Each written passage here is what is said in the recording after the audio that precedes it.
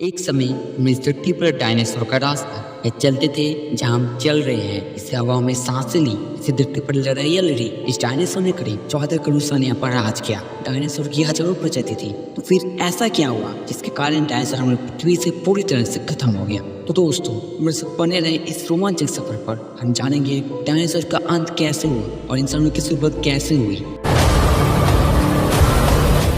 नमस्कार दोस्तों, मैं हो रहा हूँ स्वागत है आपका मेरे चैनल पर, जहाँ हम हर बार लेके आते हैं अद्भुत और रहस्यमय कहानियाँ।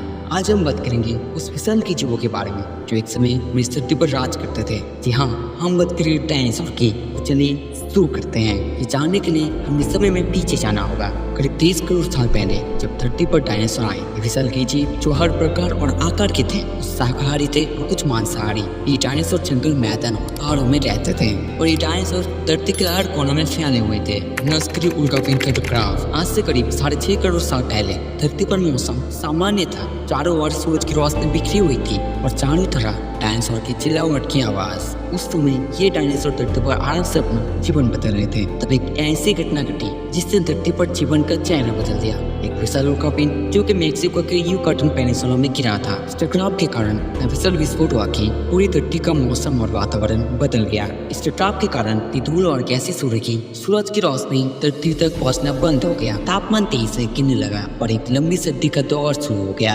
पर्यावरण की समस्या और डायनासोर का अंत। इस विशाल उल्कापिंड के टकराव के बाद धरती पर बड़े पैमाने पर पर्यावरण की समस्या हो गई। पौधे सूरज की रोशनी के बिना जीवित नहीं रह सके और धीरे धीरे डायनासोर के मुख्य भोजन खत्म हो गया। भोजन की कमी के कारण मरने लगे। समय के भीतर धरती पर ये विशाल के जीव पूरी तरह से गायब हो गए। ये एक बहुत दुख और दिल को छू लेने वाला समय था।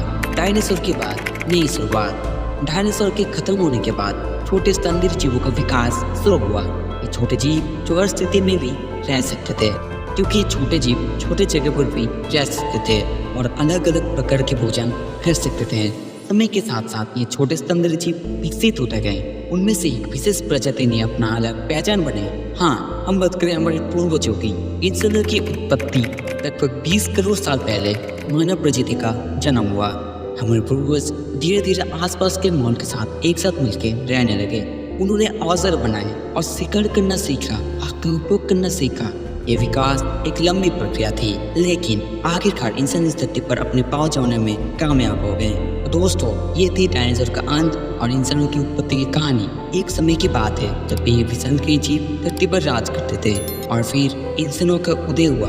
आपको क्या लगता है, अगर डायनासोर आज भी जिंदा होते तो इंसान इस धरती पर कैसे रहते? मेरे विचार कमेंट्स में जरूर बताएं। अगर आपको हमारी ये कहानी पसंद आई हो तो वीडियो को लाइक और चैनल को सब्सक्राइब करना ना भूलें, ताकि आपको हमारी हर कहानी की अपडेट्स मिलती रहें। आपका एक लाइक सब्सक्राइब हमें बहुत मोटिवेट करता है। तो मिलते हैं और एक रहस्यमय कहानी के साथ। तब तक के लिए अलविदा।